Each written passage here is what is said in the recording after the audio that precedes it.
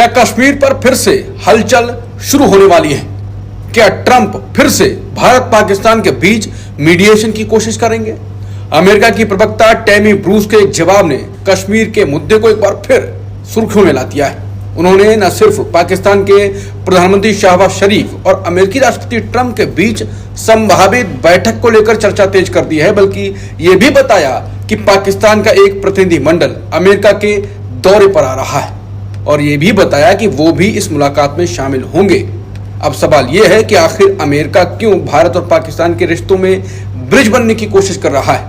क्या यह सिर्फ एक संयोग है या इसके पीछे कोई बड़ा गेम चल रहा है?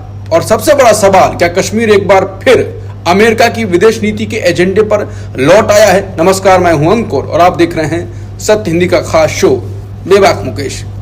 मुकेश जी, पहले चर्चा चली कि ट्रंप पाकिस्तान जा रहे हैं, अब ये कंफर्म हो गया है कि पाकिस्तान का डेलीगेशन अमेरिका जा रहा है और शहबाज शरीफ भी जा सकते हैं। ये और कश्मीर का जिक्र उनको खुद अमेरिकी प्रवक्ता ने कहा है, इस पर क्या कहेंगे?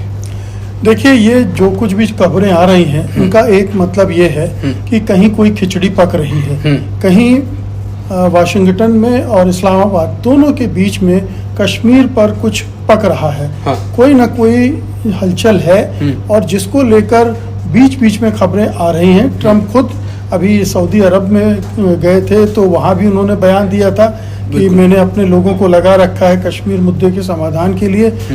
और जब युद्ध विराम हुआ था उसके तुरंत बाद भी उन्होंने ये बयान दिया था कि कश्मीर मामले में अमेरिका मध्यस्थता कर सकता है। उसके बाद भारत ने जरूर साफ कह दिया था कि अब बातचीत होगी तो केवल पीओके पर होगी और दूसरा आतंकवाद के मसले पर, क्रॉस बॉर्डर टेररिज्म के मसले पर। बिल्कुल। लेकिन ये भारत का स्टैंड है जो हम पब्लिकली जानते हैं। अंदर खाने क्या चल रहा है हमें पता नहीं। क्या ट्रंप के प्रशासन ने भारत सरकार से इस बारे में कोई पहल की है, कोई बातचीत हुई है बैक चैनल, ये हमको इसकी कोई जानकारी नहीं। लेकिन ये साफ दिख रहा है कि अमेरिका पाकिस्तान के करीब से करीब होता जा रहा है और दोनों के बीच में लगातार संवाद भी है, आना जाना भी है। आप देखिए कि फील्ड मार्शल आसिम मुनीर को गए और उन्होंने मतलब ये लंच किया, बैठे। पहली बार ऐसा हुआ कि अमेरिकी राष्ट्रपति के साथ इस तरह की बैठक हुई, लंच हुआ।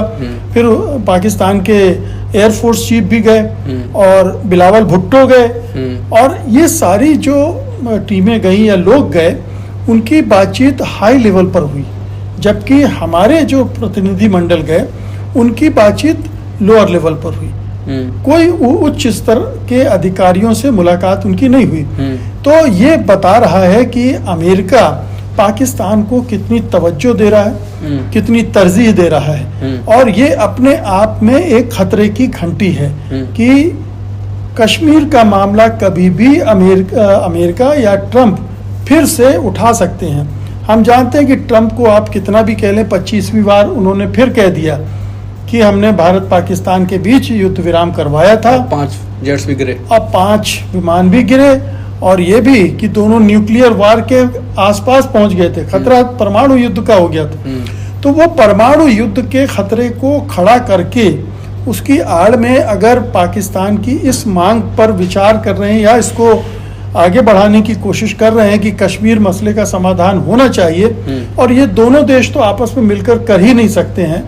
भारत का स्टैंड तो साफ है कि हम कश्मीर पर बात ही नहीं करेंगे, करेंगे तो केवल पीओके पे करेंगे। तो ये एक मुद्दा बनाने की कोशिश हो रही है और ये एक बड़ा ट्रैप है।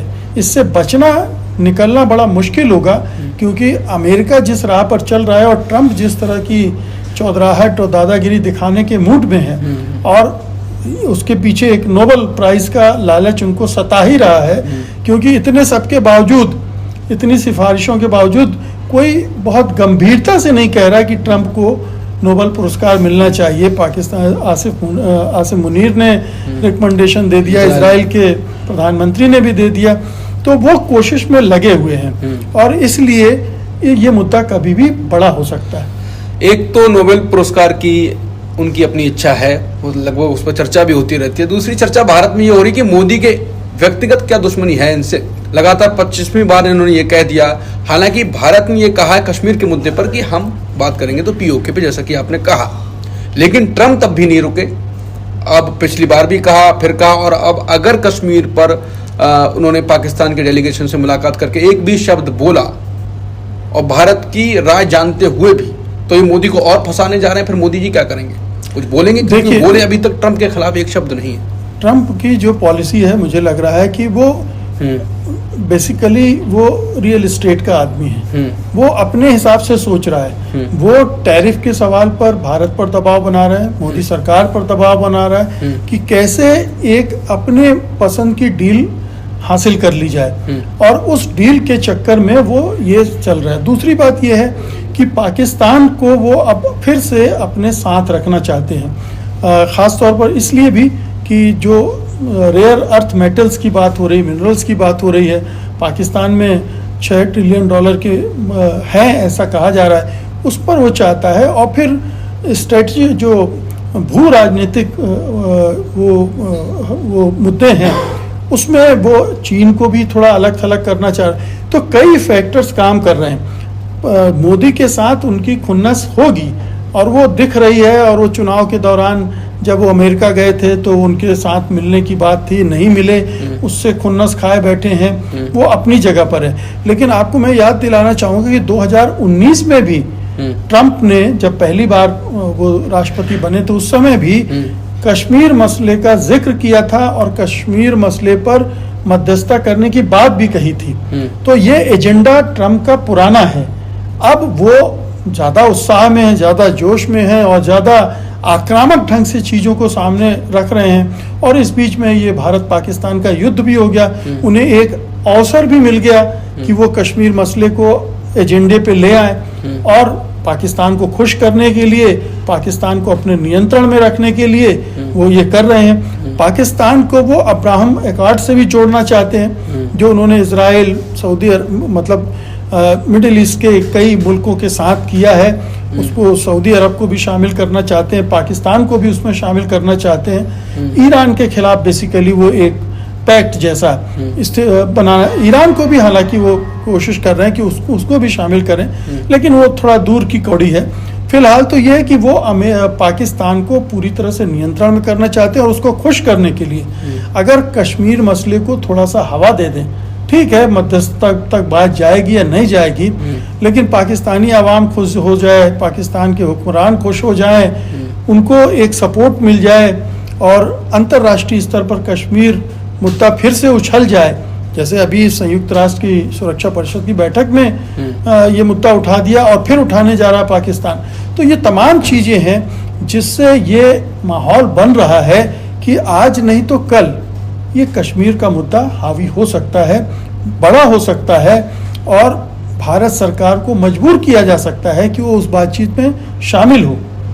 ये स्थिति हो सकता है कि डायरेक्टली अमेरिका न बैठे, लेकिन इन दोनों देशों को आमने सामने बैठाने में इतना दबाव तो वो ये तो सुनने के बावजूद बाद भी अजीब सा लग रहा है कि भारत कश्मीर के मुद्दे पर पाकिस्तान के सामने बात करेगा। अगर ये ट्रंप लगातार ऐसी जैसी बातें कर रहे हैं, जैसी कोशिशें कर रहे हैं कश्मीर के मुद्दे पर और ज्यादा करी, तो भारत की ये रीढ़ की हड्डी पर अटैक करेंगे ट्रंप। ये तो ज्यादा व्यक्तिगत मामला, राजनीतिक तो है, कूटनीतिक है, लेकिन कश्मीर भारत के लिए कुछ अलग मुद्दा है ना। अलग मुद्दा है, हाँ। लेकिन विश्व उस नजरिए से नहीं देखता है। दुनिया का अपना नजरिया है। दुनिया इसे एक बड़े फ्लैश पॉइंट के रूप में देख रहा है कि दोनों परमाणु हथियारों से संपन्न देश हैं और ये एक जो अभी वार हुई 4 दिन की, उसमें वो उस स्थिति तक पहुंच गए जहां पर परमाणु हथियार के इस्तेमाल की बात होने लगी। और भारत ने जिन सैनिक बेस पर हमले किए, सैन्य अड्डों पर हमला किए, उनमें से एक बताया जाता कि वहां पर परमाणु हथियार, परमाणु बम स्टोर किए हुए थे। और अगर वो कुछ वहाँ हो जाता तो क्या स्थितियाँ बनती, ये कोई नहीं जानता। तो दुनिया इसको एक बड़े खतरे के रूप में भी देख रही है कि ये दोनों देशों का टकराव कहीं ऐसी स्थिति न ले ले कि परमाणु युद्ध छिड़ जाए। तो ये एक खतरे, चूंकि ये खतरा है, इसकी आड़ में भी बहुत सारी राजनीति होगी, दबाव की राजनीति होगी और वो होने जा रही है। ये एजेंडा ट्रंप के सामने है और वो पाकिस्तान को साथ मिलकर ही कर रहे हैं। आड़ में तो बहुत कुछ हो रहा है, मोदी जी अभी तक नहीं बोले। आखिरी सवाल कि क्या भारत को इस मुद्दे, क्योंकि ट्रम्प, अब तो मामला पाकिस्तान और ट्रम्प का लगातार ऐसा लग रहा है कि दोस्त हैं, बहुत भारत से करीब हैं, तो साफ साफ अब तो दिखने लगा है। भारत को इस पर बोलना चाहिए। अब ये मुद्दा जब आएगा, उससे पहले ही विदेश नीति पर तो बहुत चर्चा हुई है, कुछ तो अब बदलाव करने की जरूरत है। चुप रहे, सवाल बार बार ही आता है कि चुप रहे, अब तो बोलने की जरूरत है, अब भी नहीं बोलेंगे तो फिर तो बार बार ये भी बात होती है कि घरेलू राजनीति से विदेश नीति इनकी तय हो रही है। घरेलू राजनीति में भी इनको फिर झटका लगेगा ना। हाँ, लेकिन भारत ने तो अपना स्टैंड क्लियर कर दिया है। और खबर पढ़ के मैं भी तिलमिला गया।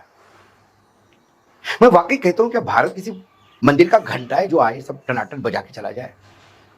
और अमेरिका के ट्रम्प तो जो चाहे बक देते थे, अब ट्रम्प तो छोड़ो, अब उनके सांसद भी धमकी देने लगे। एक खबर, हम आपको बर्बाद कर देंगे, भारत को बर्बाद कर देंगे। अमेरिका के सीनेटर है लिंडसे ग्राहम, उन्होंने ये चेतावनी दी। जब इसको मैंने एक्सप्रेस से देखा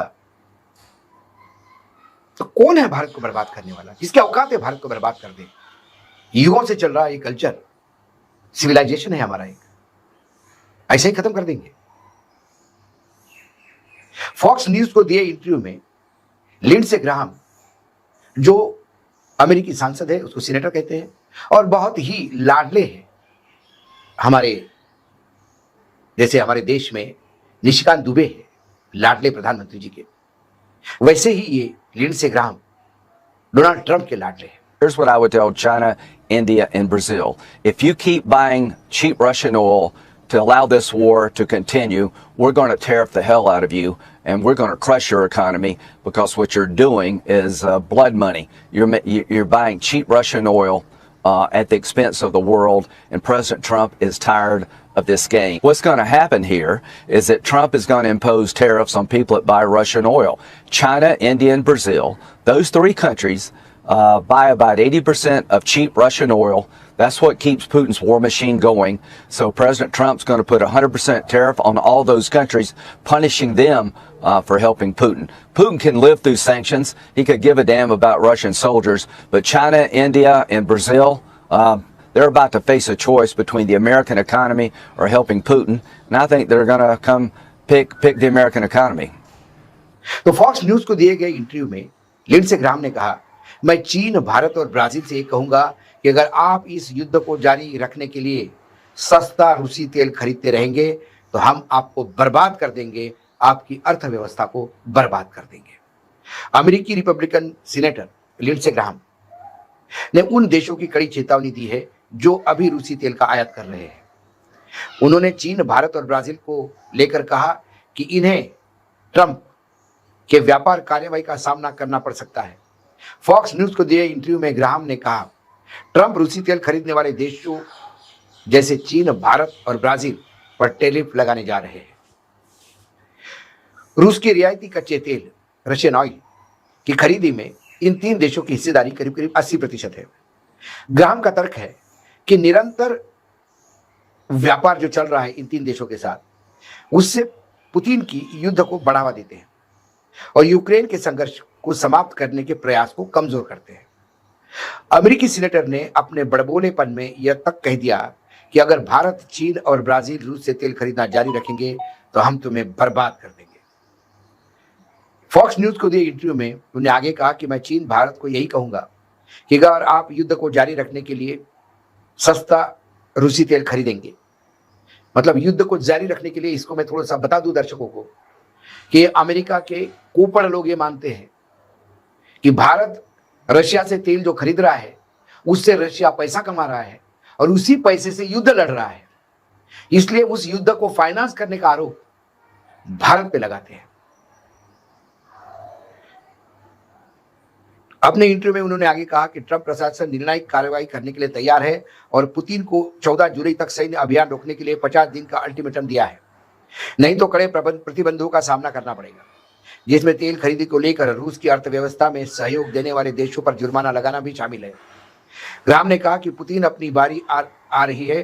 डोनाल्ड ट्रंप अमेरिका राजनीति और विदेश कूटनीति के स्कॉटिश शेफलर है और वह आपको बुरी तरह से हरा देंगे। अमेरिका ने रूसी तेल खरीदारों पर 500% टैरिफ लगाने का प्रस्ताव करने वाला विधेयक फिलहाल अमेरिकन सीनेट में पेंडिंग है। लेकिन ग्राहम का यह बयान ट्रंप प्रशासन के विदेश व्यापार और युद्धकालीन फंडिंग पर आक्रामक रुख के तौर पर देखा जा रहा है।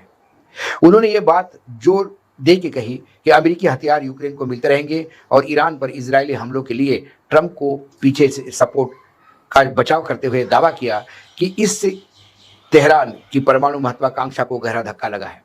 क्योंकि चीन और भारत रूस के सबसे बड़े तेल खरीदार है, ऐसे में ग्राहम का यह बयान विश्व के कुछ सबसे तेजी से बढ़ती अर्थव्यवस्थाओं के साथ अमेरिका के संबंधों का टकराव ला सकता है। लेकिन ये विशेषज्ञ कहते हैं कि टकराव हो सकता है।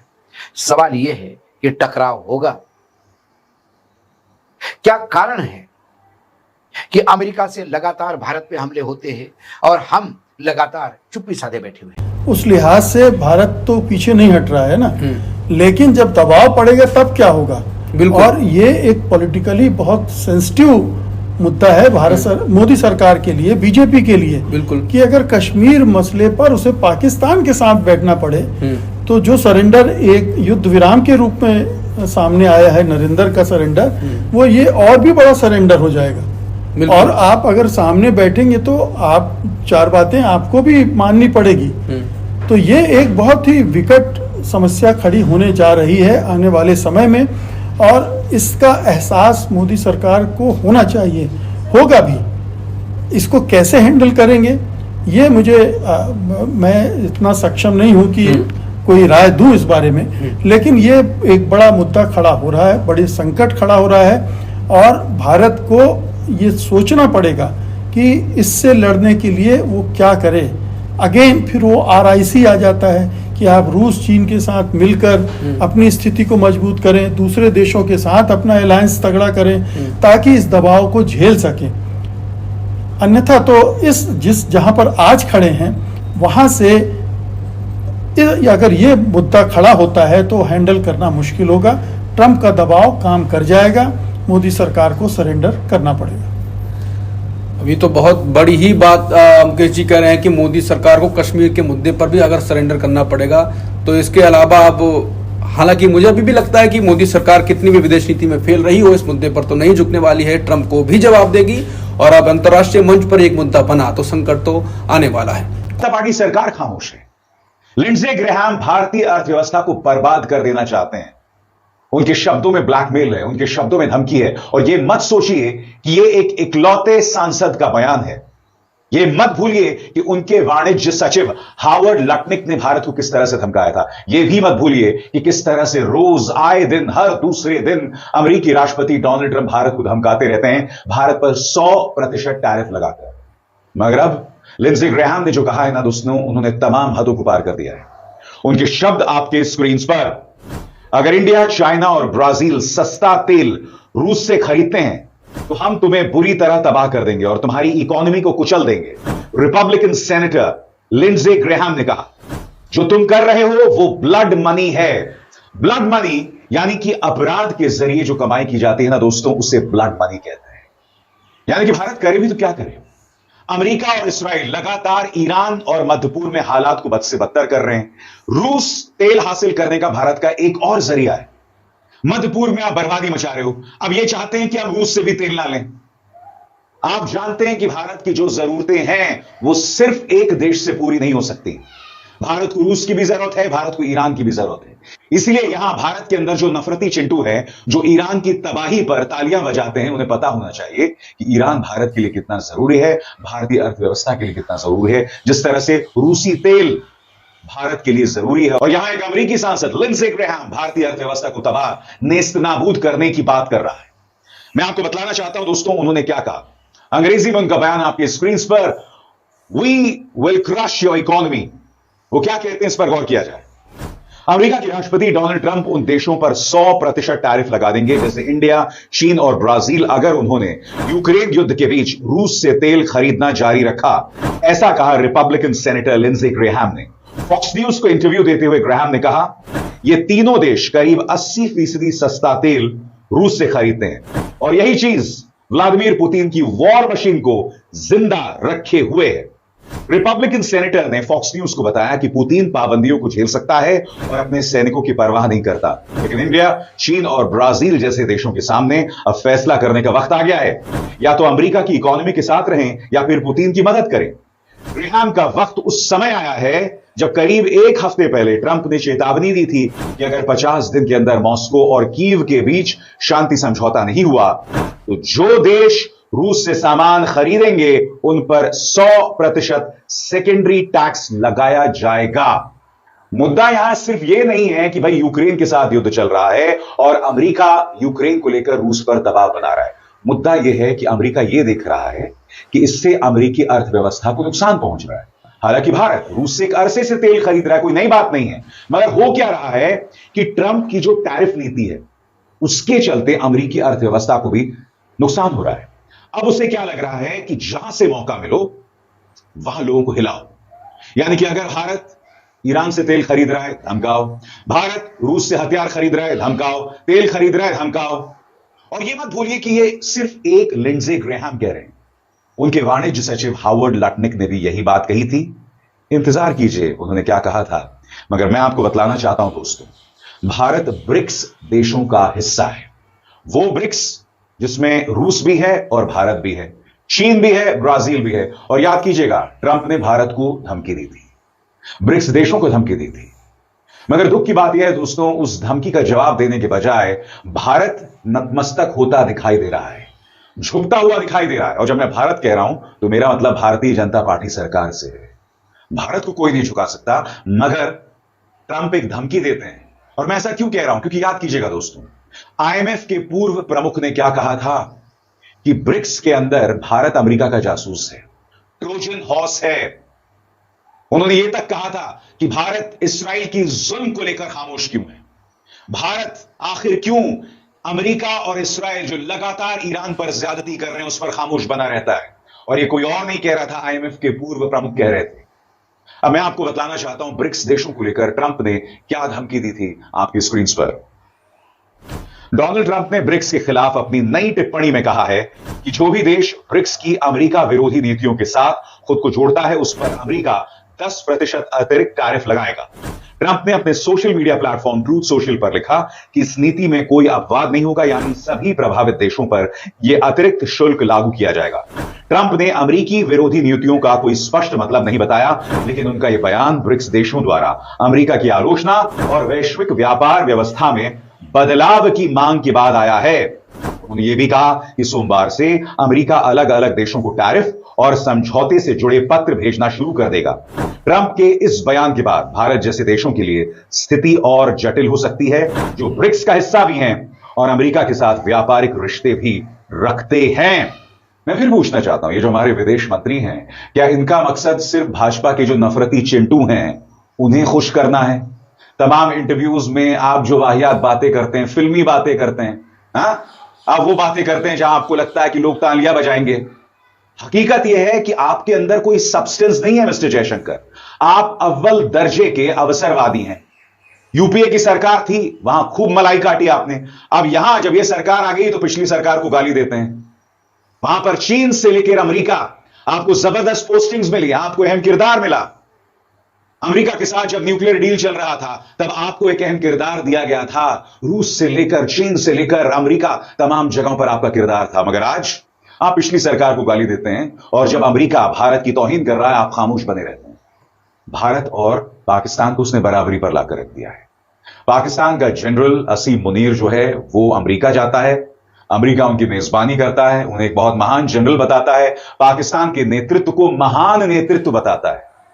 और बावजूद इसके कि पहलगाम आतंकवादी हमले के तार पाकिस्तान से जुड़ रहे हैं, फिर भी यह सब किया जा रहा है। और अब अमेरिका क्या कर रहा है कि रूस से तुम सामान मत खरीदो।